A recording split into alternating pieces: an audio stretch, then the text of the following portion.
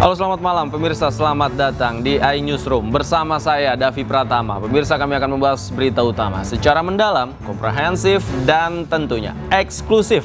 Sebagai pembuka iNewsroom kali ini, kami memiliki informasi ratusan pengemudi ojek online menggelar aksi unjuk rasa di Jalan Medan Merdeka Selatan, Jakarta. Saat menggelar aksi demo, massa nyaris bentrok dengan petugas.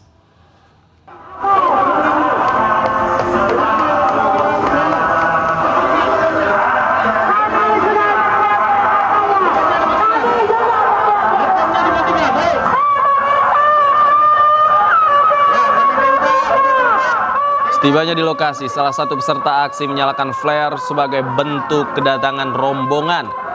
Namun, hal itu dilarang pihak kepolisian dan meminta pendemo untuk mematikannya. Akan tetapi massa tidak mengindahkan anjuran tersebut, hingga terjadi cekcok antara massa dan polisi. Dalam aksi ini, ratusan pengemudi ojol membawa 5 tuntutan. Salah satunya adalah meminta agar aplikator membebankan biaya potong hanya 10%.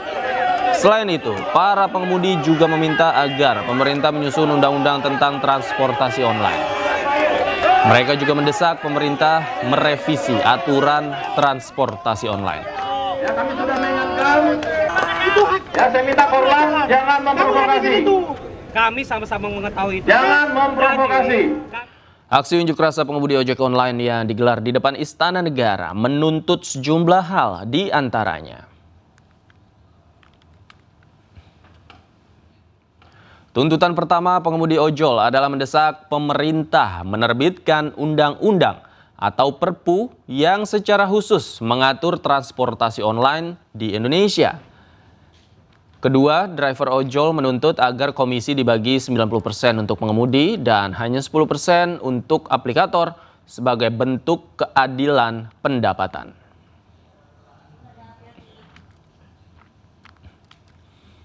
Tuntutan ketiga, driver ojol juga menuntut pemerintah untuk menyusun aturan resmi mengenai tarif pengantaran barang dan makanan. Dan yang keempat, driver ojol menuntut audit menyeluruh terhadap perusahaan aplikator guna memastikan praktek bisnis yang transparan dan adil. Tuntutan kelima, mendesak penghapusan sistem tarif murah untuk pengantaran barang dan makanan jarak dekat.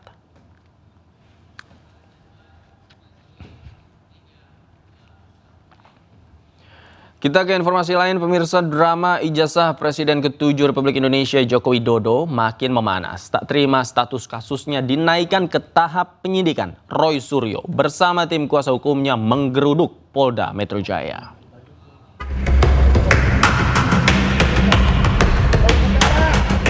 Roy Suryo datang ke Mapolda Metro Jaya dengan didampingi tim pembela ulama dan aktivis. Roy datang untuk menyerahkan surat ke Kabak Wasidik Polda Metro Jaya dan ke Direskrimum Polda Metro Jaya. Surat tersebut berisi permintaan atau permohonan untuk dilakukan gelar perkara khusus pada proses laporan Jokowi. Roy CS mendesak agar penyidik memeriksa Jokowi terlebih dahulu karena statusnya sebagai saksi korban atau pelapor. Selain itu, tim kuasa hukum Roy Suryo juga meminta kepada Polda Metro Jaya untuk memanggil Joko Widodo untuk hadir dalam proses gelar perkara nanti. Nah, hari ini agenda kami ada dua.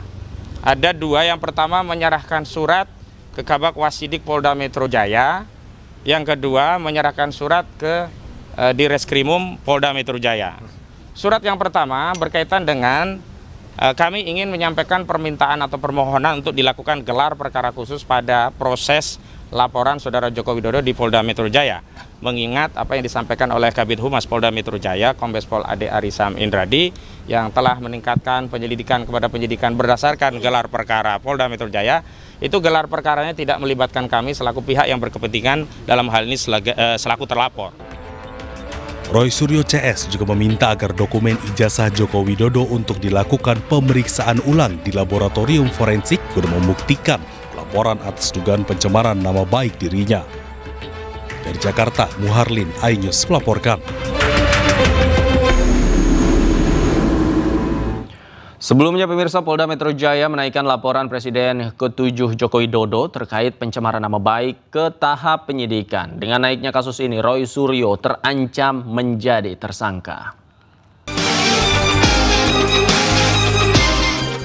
Laporan Presiden ke-7 RI Joko Widodo terkait dugaan fitnah atau pencemaran nama baik buntut tudingan ijazah palsu naik ke tahap penyidikan. Polisi menyatakan menemukan unsur pidana dalam laporan. Polisi juga membuka peluang untuk memanggil kembali Jokowi sebagai pelapor untuk diperiksa lebih lanjut. Berdasarkan hasil gelar perkara tadi malam, maka terhadap laporan polisi yang pertama, pelapornya adalah Saudara Insinyur HJW. Dalam proses penyelidikan yang sudah dilakukan, dalam gelar perkara disimpulkan ditemukan ya, hasil penyelidikan sudah ditemukan dugaan peristiwa pidana sehingga perkaranya ditingkatkan ke tahap penyidikan. Sebelumnya, Jokowi mendatangi Polda Metro Jaya 30 April lalu untuk melaporkan sejumlah pihak yang dinilai telah mencemarkan nama baiknya. Di antaranya mantan Menpora Roy Suryo, ahli digital forensik Rismon Sianipar, pegiat media sosial Dr. Tifauzia Tiasuma, pemerhati politik Rizal Fadilah, dan seseorang berinisial K. Tim Liputan iNews melaporkan. Pemirsa, kader Partai Solidaritas Indonesia Dian Sandi Utama memenuhi panggilan pemeriksaan sebagai saksi terkait kasus tudingan ijazah palsu milik Joko Widodo. Dian Sandi tiba di Polda Metro Jaya sekitar pukul 10 pagi dan baru selesai menjalani pemeriksaan pada pukul 5 sore. Dian Sandi mengaku dicecar 26 pertanyaan oleh penyidik. Ini merupakan pemeriksaan pertama Dian Sandi setelah Subdit Keamanan Negara di Reskrimum Polda Metro Jaya meningkatkan status perkara tersebut dari penyelidikan menjadi tahap penyidikan. Sementara saat kasus tudingan ijazah palsu Jokowi masih dalam tahap penyelidikan, Dian Sandi sudah 2 kali menjalani pemeriksaan sebagai saksi. Pemeriksaannya sekitar 6 jam ya. Selebihnya tadi hanya tanda tangan aja gitu. Kalau pertanyaannya dia juga? Kalau itu kan karena ini sudah statusnya penyidikan, mungkin itu sudah masuk ke dalam materi. Jadi mungkin tidak mungkin lagi bisa disampaikan ke teman-teman media. Tapi saya datang atas undangan sebagai saksi pertama setelah penyidikan. Jadi ini kedatangan saya yang pertama sebenarnya untuk yang status penyidikan atas peristiwa tanggal 22 Januari itu. Tetapi dalam pengembangannya kan banyak hal yang digali, termasuk saya memperkuat apa yang pernah saya sampaikan waktu masih penyelidikan. Saya tidak akan bergeser sedikit pun. Saya tetap berada pada satu keyakinan bahwa ijazah itu asli, dan saya tidak akan mundur sejengkal sekalipun. Entah mereka mau mengintimidasi saya seperti apapun, itu saya tidak akan mundur. Mereka boleh membahas saya potensi pidana apa segala macam 5 kali sehari. Setiap kali keluar dari pemeriksaan mereka selalu menyalahkan saya. Tapi itu kan maunya mereka. Saya percaya bahwa hukum ini bisa bekerja dengan baik, pemeriksaan ini bisa berjalan, hasilnya pun pasti akan presisi. Kejaksaan Agung mengajukan surat ekstradisi untuk tersangka Juristan yang disebut sedang berada di luar negeri. Koordinator Masyarakat Anti Korupsi atau MAKI Boyamin Saiman menyebut ex anak buah Nadiem Makarim tersebut diduga berada di Australia.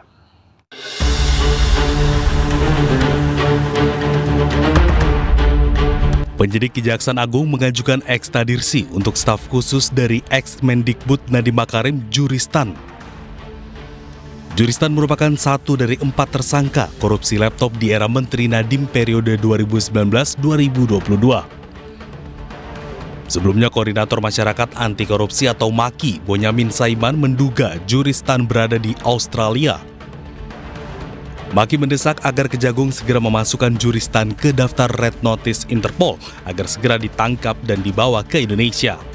Dalam bentuk Kejaksaan Agung harus menempuh 2 upaya.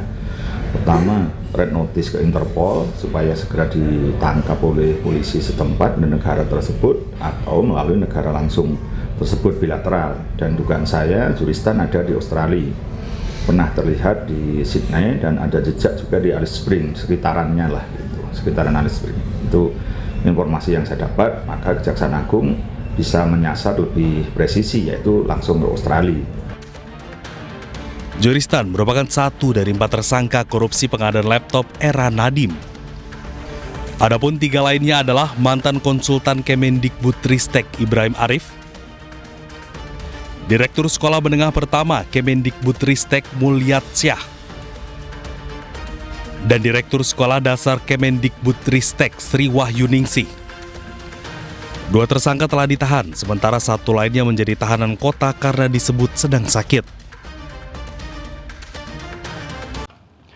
Pemirsa, Kementerian Imigrasi dan Pemasyarakatan menyatakan Riza Khalid tersangka kasus dugaan korupsi tata kelola minyak mentah berada di Malaysia. Sebelumnya, Kejagung sempat menyatakan jika saudagar minyak itu sudah lama berada di Singapura.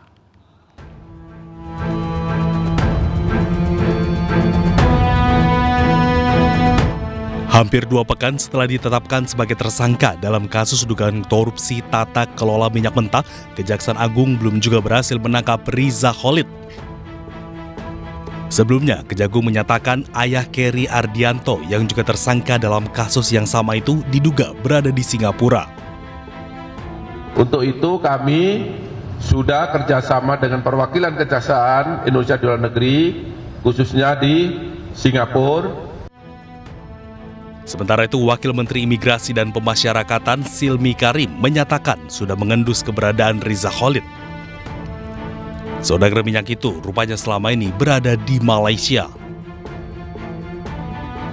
Dari catatan imigrasi, Riza Khalid sudah berada di Malaysia sejak Februari 2025 atau sebelum Kejaksaan Agung mengeluarkan surat pencekalan. Kementerian Imigrasi dan Pemasyarakatan juga memastikan akan berkoordinasi dengan otoritas imigrasi dan kepolisian Malaysia untuk memantau Riza Khalid. Riza Khalid menjadi satu dari 18 tersangka dalam kasus dugaan korupsi tata kelola minyak mentah dan produk kilang PT Pertamina. Kejagung mencatat akibat persekongkolan jahat itu, negara dirugikan hingga 285 triliun rupiah. Tim Liputan iNews melaporkan. Pemirsa, Kompolnas mengaku mengantongi informasi baru terkait kematian diplomat muda Arya Daru Pangayunan dan akan segera berkoordinasi dengan kepolisian. Sementara hingga kini polisi masih mendalami penyelidikan untuk mengungkap penyebab kematian tersebut.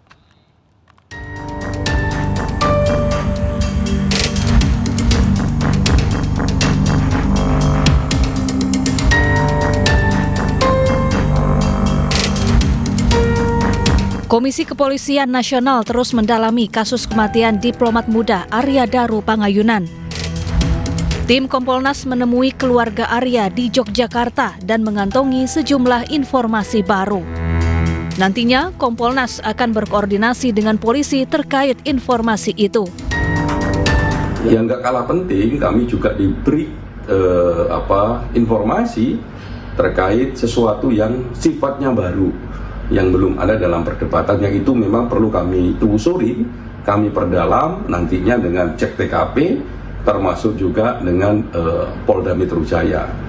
Nah, pentingnya untuk ngecek sesuatu yang baru ini untuk mengklarifikasi ya, apakah betul peristiwanya seperti itu, apakah betul sesuatu yang baru ini masih berhubungan dengan peristiwanya ataukah tidak, atau memiliki makna yang lain. Sementara itu, polisi sudah melakukan olah tempat kejadian perkara sebanyak 3 kali. 5 orang saksi juga telah dimintai keterangan. Kapolri Jenderal Listio Sigit Prabowo menyebut pihaknya tengah bekerja keras mendalami penyelidikan kasus ini agar bisa segera terungkap. Sebelumnya, Arya Daru Pangayunan ditemukan tewas di kamar indekosnya di kawasan Menteng, Jakarta Pusat, Selasa pagi 8 Juli 2025 lalu. Ia ditemukan dalam kondisi tergeletak di atas kasur, sementara kepalanya terlilit lakban. Pada malam sebelum korban ditemukan tewas, istri korban sempat meminta penjaga kos untuk mengecek kamar korban lantaran korban sulit dihubungi. Tim Liputan iNews melaporkan. Sementara itu, pemirsa, Polda Metro Jaya masih menunggu hasil laboratorium dan psikologi forensik terkait penyebab kematian diplomat muda Kemenlu Arya Daru Pangayunan. Polda Metro Jaya menyebut pemeriksaan lapor tersebut akan keluar paling cepat selama 2 minggu. Untuk perkembangan penanganan penyelidikan korban inisial ADP, ya, diplomat Kemenlu, itu hingga saat ini masih berjalan, masih bergulir, ya.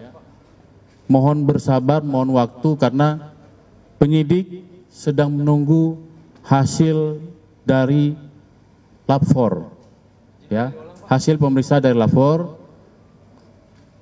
Kurang lebih kemarin 7 hari, berarti 6 hari lagi. Ya, masih 6 hari lagi. Ya, karena memang pemeriksaan lapor itu memang membutuhkan waktu minimal 2 minggu. Proses hukum terkait insiden maut pesta rakyat pernikahan anak Gubernur Jawa Barat Deddy Mulyadi diambil alih oleh Ditreskrimum Polda Jawa Barat. Diketahui 3 orang tewas dalam insiden tersebut.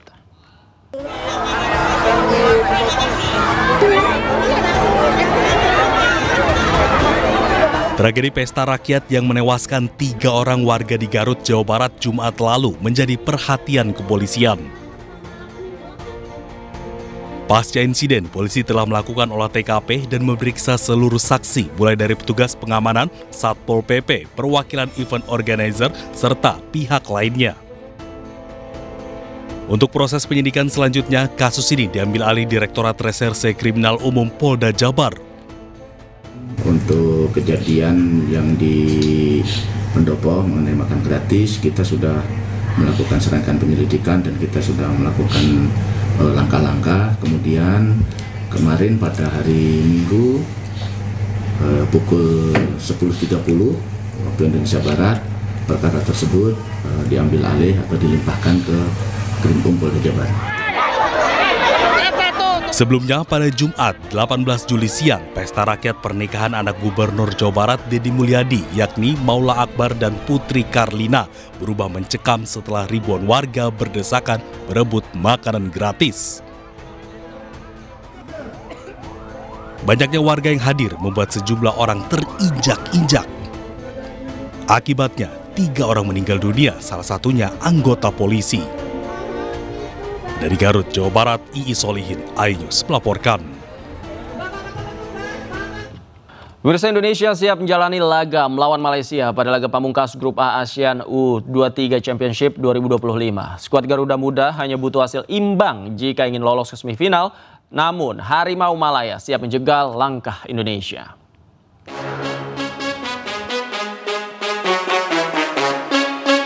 Indonesia siap menjalani laga pamungkas melawan Malaysia Grup A ASEAN U23 Championship 2025 di Stadion Utama Gelora Bung Karno, Jakarta, Senin malam. Dengan kemenangan dari 2 laga sebelumnya, Vandenberg melihat anak asuhnya dalam kepercayaan diri tinggi.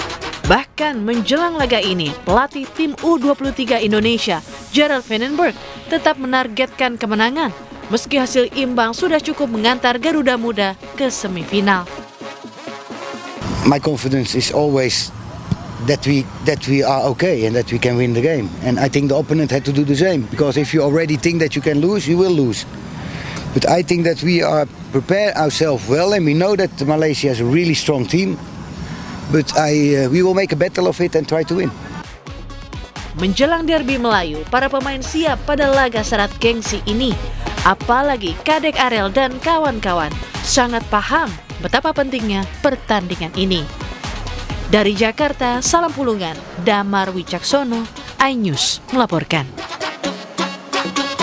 Laga syarat gengsi akan tersaji di Stadion Gelora Bung Karno malam ini. Mempertemukan Indonesia melawan dalam laga pamungkas Grup A ASEAN U23 Championship 2025.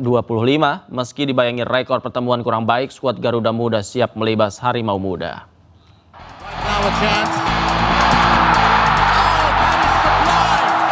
Skuad Garuda Muda akan melakoni pertandingan terakhir fase Grup ASEAN U23 Championship 2025 menghadapi Malaysia.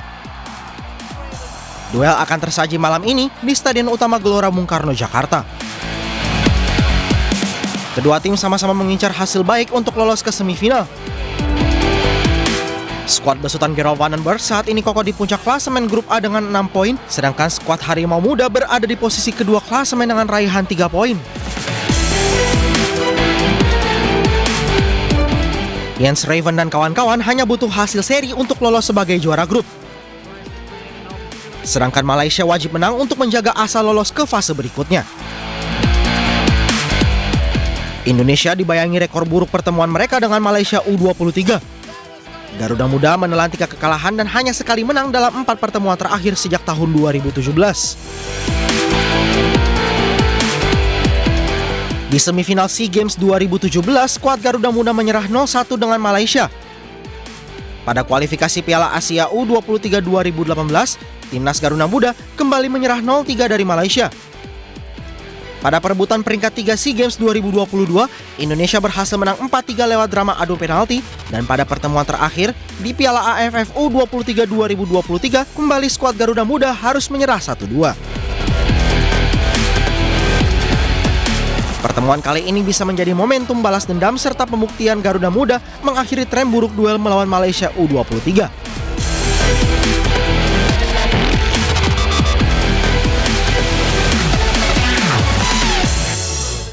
Sementara itu, jelang pertandingan, para supporter timnas antre untuk masuk arena Gelora Bung Karno. Antusiasme supporter timnas terjadi sejak sore agar Garuda tumbangkan Harimau Malaya. Sejumlah supporter Garuda Muda sudah berdatangan ke Stadion Utama Gelora Bung Karno, Jakarta untuk memberikan dukungan kepada timnas U23 yang akan kembali memulai perjuangan di Piala AFF U23 2025. Rata-rata mereka terdiri dari para remaja. Laga timnas Indonesia U23 melawan timnas Malaysia pada partai terakhir grup A di Stadion Utama Gelora Bung Karno, Jakarta akan berlangsung pada pukul 20.00 waktu Indonesia Barat.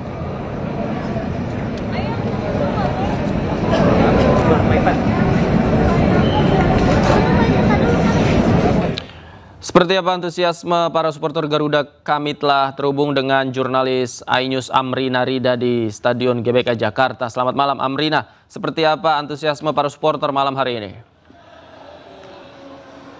Iya, halo, selamat malam Davi dan juga pemirsa. Ini bisa terlihat langsung ya, di belakang kami sudah ada banyak sekali dari para penggemar dan juga penonton yang antri untuk bisa menyaksikan laga yang akan dimulai. Ada 30 menit lagi yang akan kick off pada pukul 8 malam. Nah, kita akan lihat terlebih dahulu situasinya. Ini adalah visual dari juru kamera kami, Rizky Solehudin, yang memperlihatkan bagaimana ada banyak sekali penonton yang datang ke sini. Ada adiknya, kita mau wawancara sedikit.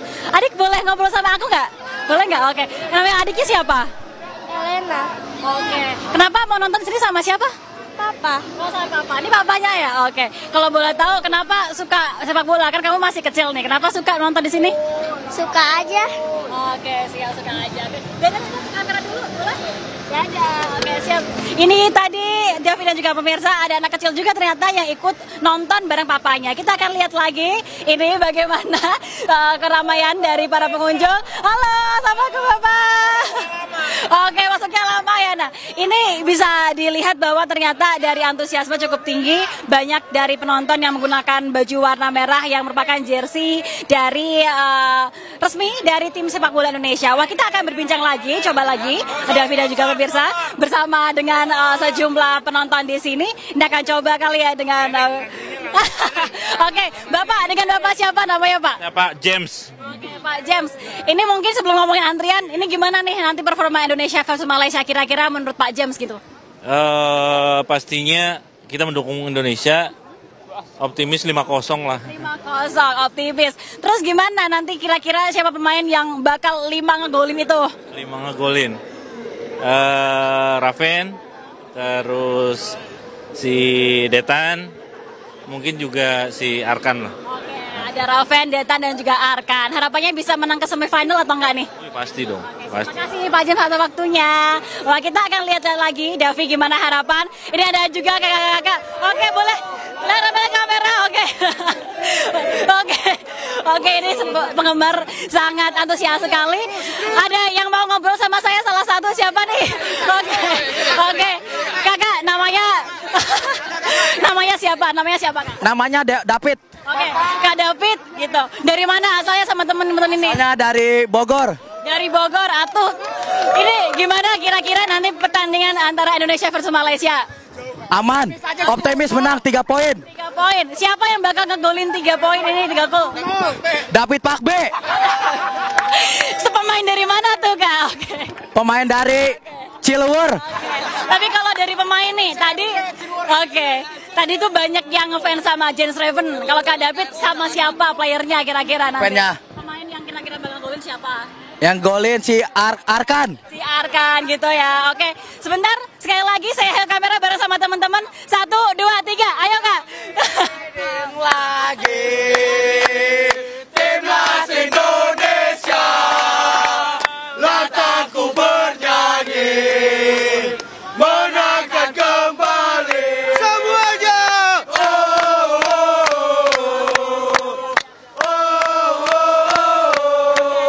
Satu harapan Indonesia menang atau enggak? Menang. Juara. Ya, makasih. Dada juga ke kamera. Oke, siap. Oke, siap. Ya, David dan juga pemirsa, ini energi saya ikut terkuras dengan semangat para penggemar sepak bola ada di sini. Tadi mereka antusias, mereka akan menang, Indonesia akan menang, ada 4-0, 5-0, 3-0, dan kita akan lihat nanti bagaimana performa dari Indonesia, apakah akan berhasil mendapatkan gol 3-0 atau mungkin bahkan 5-0, karena pertandingan hari ini adalah pertandingan yang cukup sengit dan juga penting yang akan menjadi salah satu jalan penentu apakah nanti Indonesia akan melaju ke semifinal atau tidak. Nih David dan juga pemirsa, ini akan ada kurang lebih 15 menit lagi menuju pertandingan. Kita lihat nanti pada pukul 8 bagaimana performa nanti. Tentunya kita harapkan akan Indonesia menampilkan performa yang terbaik. Sementara demikian kembali ke Anda, Davi. Baik, luar biasa seru sekali suasana di sana. Terima kasih Amrina Rida melaporkan langsung dari Stadion Utama Gelora Bung Karno, Jakarta. Selamat bertugas kembali, Amrina.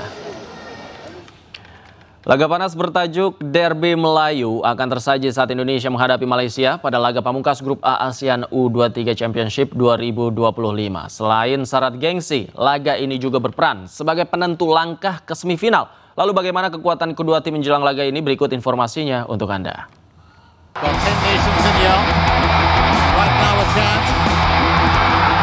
Laga panas bertajuk Derby Melayu akan tersaji saat Indonesia menghadapi Malaysia pada laga pamungkas Grup A ASEAN U23 Championship 2025 di Stadion Utama Gelora Bung Karno, Jakarta malam ini.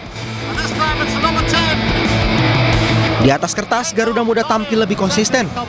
Skuad besutan Gerald Vandenberg mampu meraih 2 kemenangan beruntun.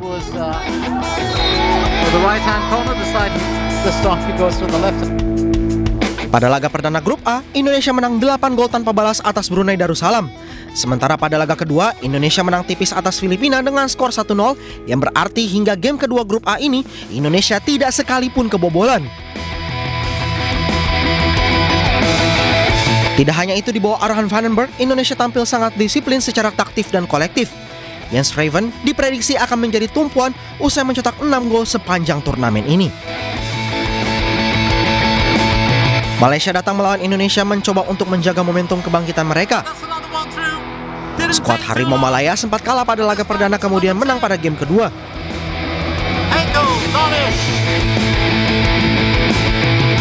Malaysia membuka turnamen ini dengan hasil kurang baik usai ditaklukkan 0-2 dari Filipina. Lalu mereka bangkit dan menghajar Brunei Darussalam dengan skor 7-1. Di bawah arahan Nafusi Zain, Malaysia yang membawa skuad didominasi pemain cadangan Liga Super Malaysia memiliki semangat juang yang tinggi. Fergus Tierney diperkirakan akan menjadi pemain kunci bagi Harimau Malaya untuk mendobrak pertahanan Indonesia.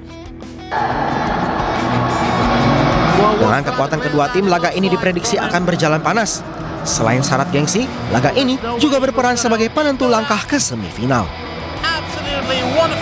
Sementara itu di tribun penonton, barisan supporter Garuda Muda menyiapkan kejutan di tribun utara. La Grande Indonesia akan kembali membentangkan tifo atau spanduk raksasa untuk membakar semangat skuad Garuda kalahkan Malaysia.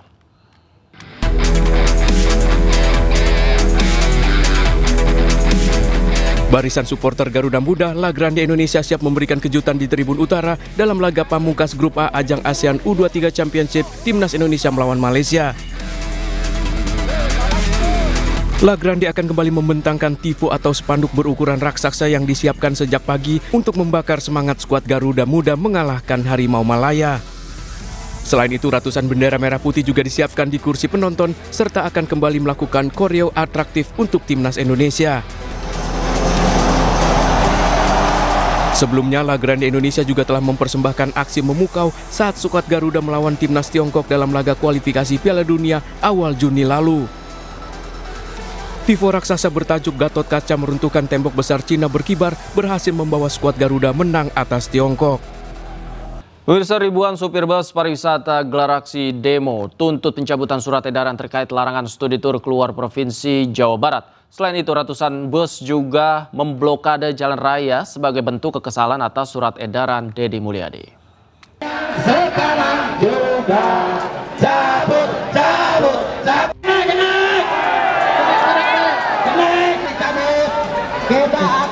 Ribuan supir bus dari berbagai daerah di Jawa Barat memadati kawasan gedung pemerintahan Provinsi Jawa Barat.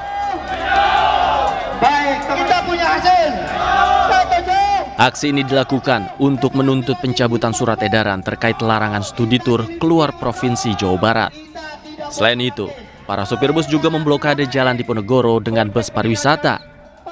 Mereka merasa dirugikan dengan kebijakan Deddy Mulyadi yang melarang anak sekolah studi tur keluar kota. Hal tersebut membuat banyak pekerja wisata kehilangan pekerjaan hingga merugi.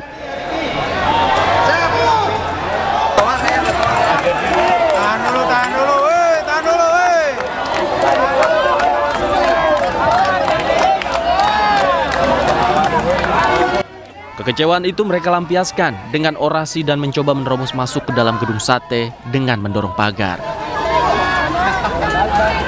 Aksi damai ke gedung sate. Kami dari berbagai daerah dari Jawa Barat, ya, ada dari Garut, Tasik, Pangandaran, Cirebon, Cianjur, Sukabumi, Bogor, Bekasi, Depok, Indramayu, Majalengka, Kuningan, pokoknya seluruh Jabar, ya. Kami pelaku pariwisata, ya, pekerja pariwisata Jawa Barat yang terdiri dari PO Bus dan krunya, supir, kenek, ya. Juga ada travel agent, juga ada tour guide, juga ada UMKM, ya. Kami di sini menggelar aksi damai, bukan demo, ya. Kita menggelar aksi damai hanya ingin menuntut keadilan. Massa mengancam jika tuntutan mereka tidak digubris, para supir bus akan kembali berunjuk rasa dengan jumlah yang lebih banyak. Dari Bandung, Jawa Barat, Ervan David, iNews melaporkan.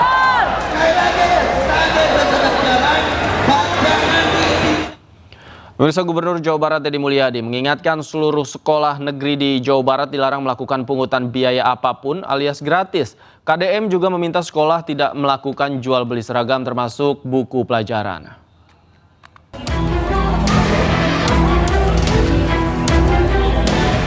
Gubernur Jawa Barat Deddy Mulyadi kembali mengingatkan sekolah tingkat SMA dan SMK negeri untuk tidak memungut biaya apapun kepada siswa.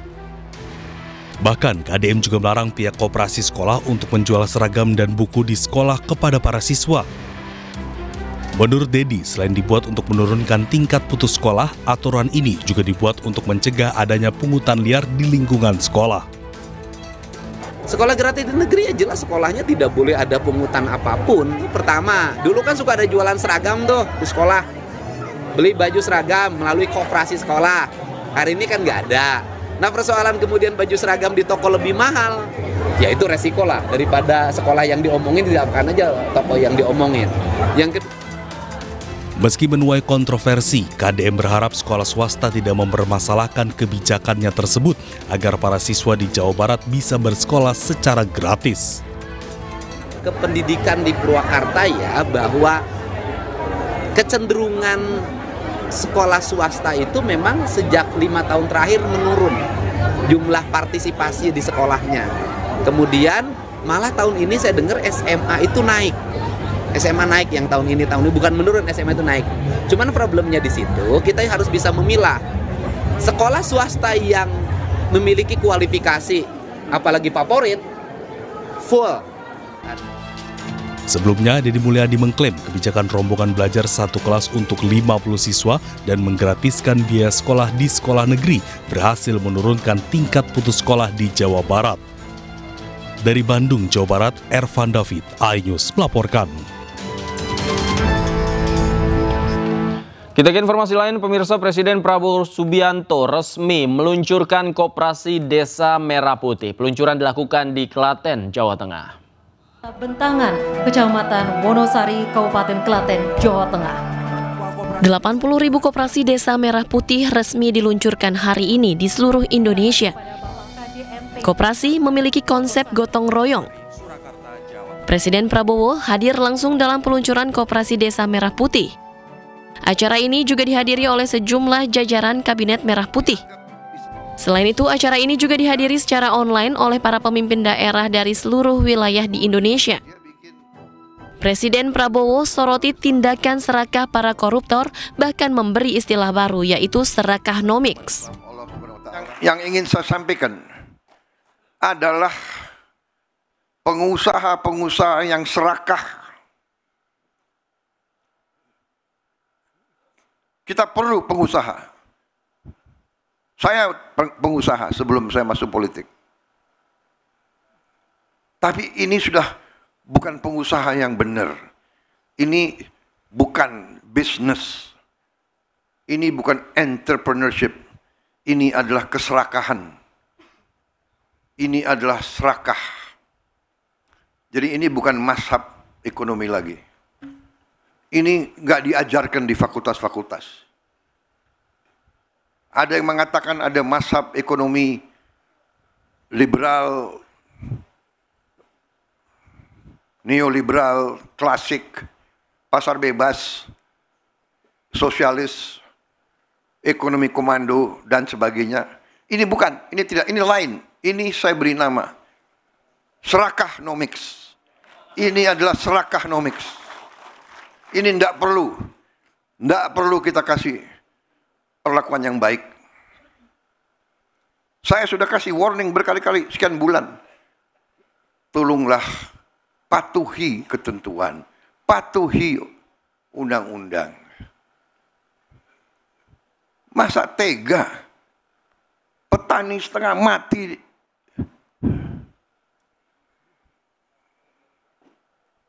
Rakyat kita masih banyak susah.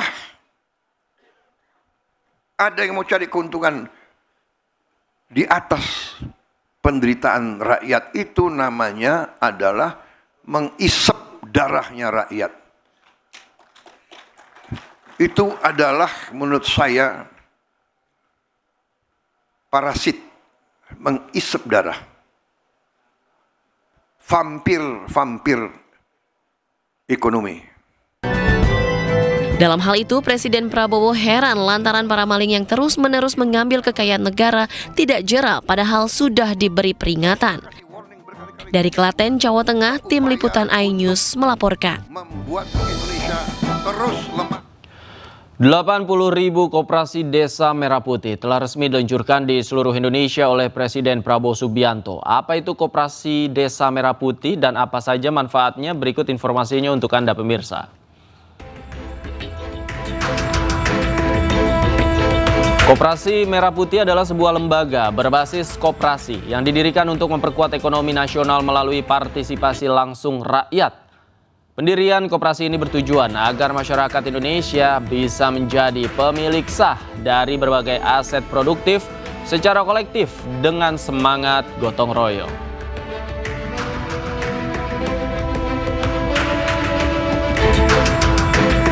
Sedikitnya ada 13 manfaat yang diharapkan bisa diperoleh dari koperasi ini. Di antaranya meningkatkan kesejahteraan masyarakat desa, menciptakan lapangan kerja, memberikan pelayanan secara sistematis dan cepat, meningkatkan partisipasi masyarakat dalam kegiatan ekonomi, modernisasi manajemen sistem perkoperasian, menekan harga di tingkat konsumen, meningkatkan kesejahteraan petani, menekankan pergerakan tengkulak, memperpendek rantai pasok, meningkatkan inklusi keuangan, menjadi akselerator, konsolidator, dan agregator UMKM, menekan tingkat kemiskinan ekstrim, serta menekan inflasi.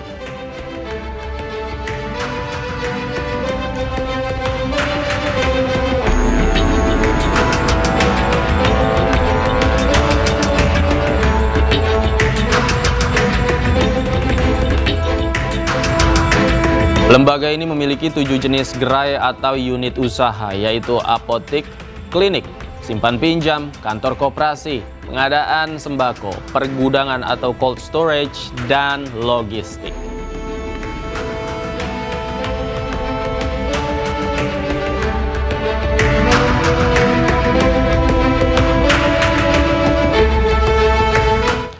Presiden Prabowo menegaskan akan menindak tegas pengoplos beras. Presiden sebut pengoplos beras adalah kejahatan ekonomi luar biasa.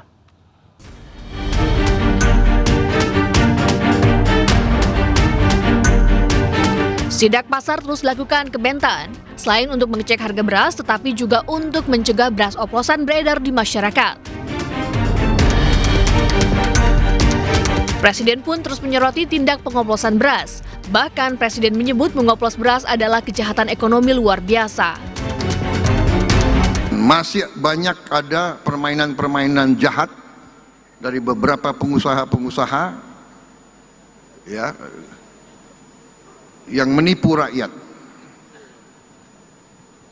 Beras biasa dibilang beras premium, harganya dinaikin seenaknya. Ini pelanggaran. Ini saya telah minta Jaksa Agung dan polisi mengusut dan menindak pengusaha-pengusaha tersebut tanpa pandang bulu.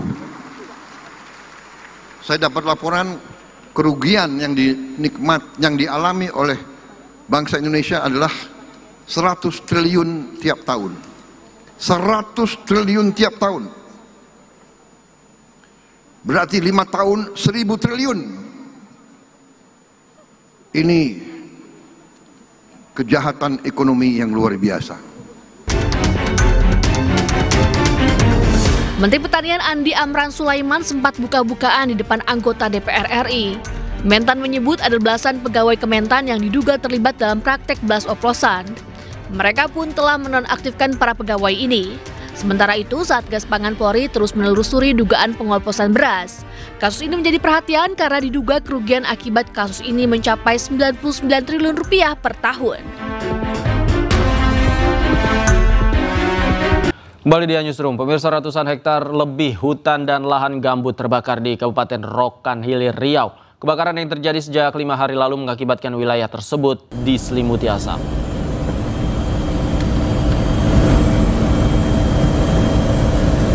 Dari pantauan udara, tampak kepulan asap tebal dari kebakaran hutan dan lahan yang membumbung tinggi di wilayah Kecamatan Kubu, Kabupaten Rokan Hilir, Riau. Kebakaran yang sudah berlangsung 5 hari itu menghanguskan ratusan hektar lahan gambut. Dari data Badan Meteorologi, Klimatologi, dan Geofisika Pekanbaru, tercatat sebanyak 589 titik panas muncul di wilayah Riau. Sebaran titik panas tersebar di Kabupaten Rokan Hilir sebanyak 354 titik. Kapolda Riau Irjen Heri Heriawan memastikan akan menindak tegas pelaku yang sengaja membakar hutan. Penindakan tegas, melakukan penegakan hukum, ya, termasuk mencari siapa yang pertama kali melakukan pembakaran, titik apinya dari mana. Jadi setelah ini saya akan panggil kepala desa, ya, pihak-pihak terkait sampai lahan dan sementara itu, pemirsa, korban meninggal dunia akibat terbakarnya KM Barcelona 5 bertambah jadi 5 orang. 3 korban sudah teridentifikasi, sementara 2 lainnya belum teridentifikasi.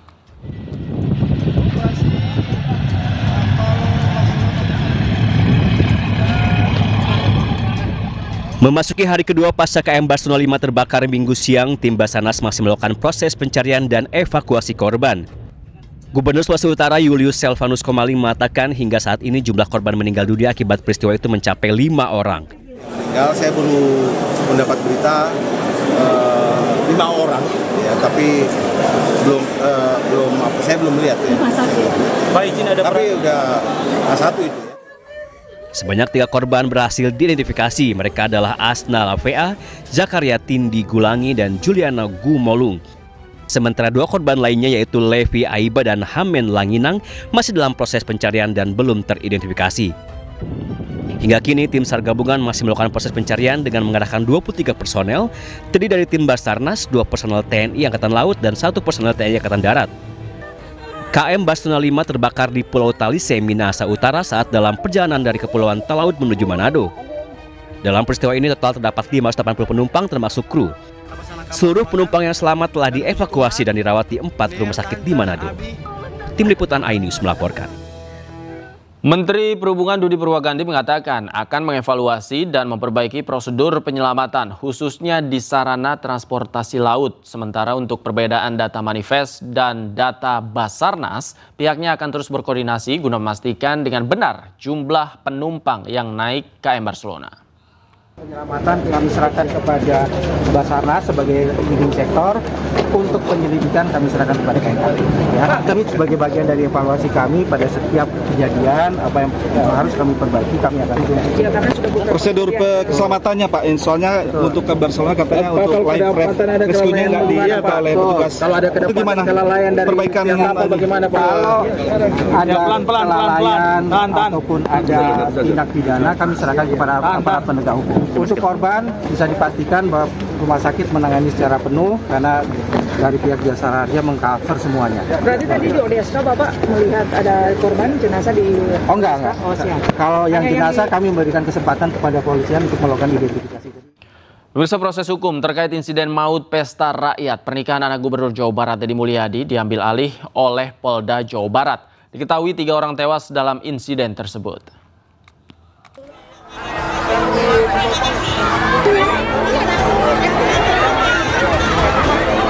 Tragedi pesta rakyat yang menewaskan 3 orang warga di Garut, Jawa Barat Jumat lalu menjadi perhatian kepolisian.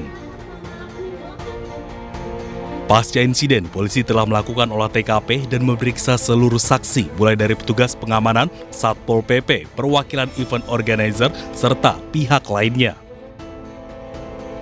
Untuk proses penyidikan selanjutnya, kasus ini diambil alih Direktorat Reserse Kriminal Umum Polda Jabar. Untuk kejadian yang di Pendopo mengenai makan gratis, kita sudah melakukan serangkaian penyelidikan dan kita sudah melakukan langkah-langkah. Kemudian kemarin pada hari Minggu pukul 10.30 waktu Indonesia Barat, perkara tersebut diambil alih atau dilimpahkan ke Krimpung Polda Jabar. Sebelumnya pada Jumat 18 Juli siang, pesta rakyat pernikahan anak Gubernur Jawa Barat Deddy Mulyadi yakni Maula Akbar dan Putri Karlina berubah mencekam setelah ribuan warga berdesakan berebut makanan gratis. Banyaknya warga yang hadir membuat sejumlah orang terinjak-injak.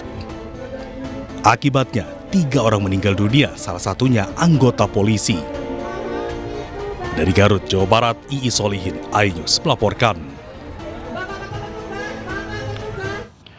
Sementara itu, KDM mengaku tidak mengetahui ada acara makan-makan untuk warga. Padahal di video yang sempat diunggah di akun media sosialnya, KDM mengakui ada pesta rakyat yang digelar pada tanggal 18 Juli 2025.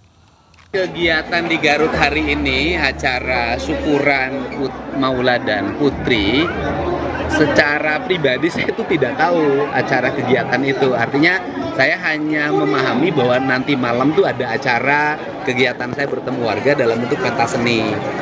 Saya tidak tahu bahwa ada acara syukuran bersama warga, kemudian warga diundang makan bersama. Tetapi karena itu peristiwanya sudah terjadi, maka saya menyampaikan, pertama saya menyampaikan turut berduka cita. Jadi untuk warga dilaksanakan tanggal 18. Untuk warga ya. Oh, jadi tanggal 18 warga boleh datang. Ke lapangan. Makan sepuasnya, nonton sepuasnya, tertawa sepuasnya. Pemirsa, Wakil Presiden Gibran Rakabuming Raka menjenguk Presiden ke-6 Republik Indonesia Susilo Bambang Yudhoyono yang dirawat di Rumah Sakit Pusat Angkatan Darat Gatot Subroto, Jakarta. SBY kelelahan usai menjalani serangkaian kegiatan padat selama 1 bulan terakhir.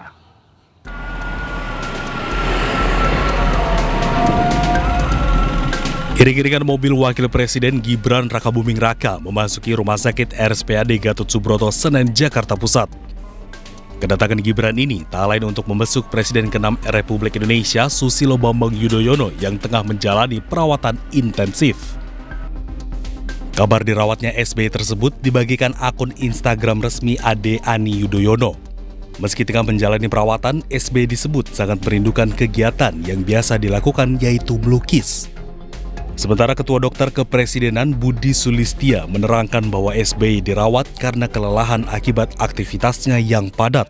Beliau baru saja melaksanakan perjalanan yang cukup panjang, keliling dari Jawa Tengah, Jawa Timur, Pacitan, kemudian penugasan ke Kuala Lumpur untuk menjadi pembicara di sana. Nah, dalam waktu 3 minggu itu beliau relatif kelelahan, sehingga pada saat kami periksa memerlukan istirahat. Namun setelah dirawat selama sepekan oleh tim dokter kepresidenan, kini kondisi kesehatannya sudah semakin membaik dan diperbolehkan pulang. Dari Jakarta Pusat, Rani Sanjaya, iNews melaporkan. Presiden Prabowo Subianto menyebut hubungan PDI Perjuangan dan Gerindra seperti kakak adik. Hal itu disampaikan Prabowo di hadapan Puan Maharani di momen peluncuran Koperasi Desa Merah Putih di Klaten, Jawa Tengah.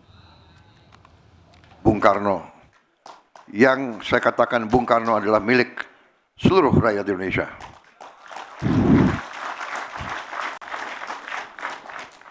Nuhun sewu Mbak Puan. Bung Karno bapak saya juga.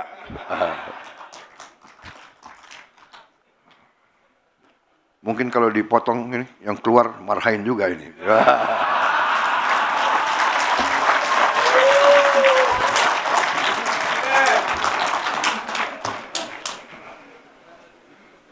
Memang ini sebenarnya PDIP sama Gerindra ini kakak adik ini kira-kira.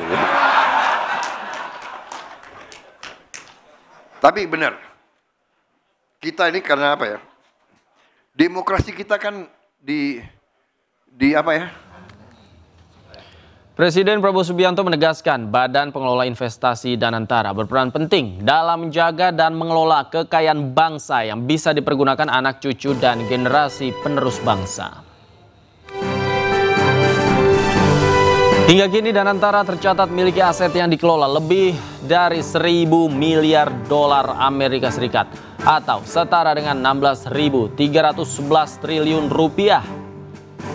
Presiden menilai kondisi Indonesia saat ini berada di jalur yang benar. Selain itu, ekonomi nasional juga dalam situasi yang menunjukkan pertumbuhan yang positif.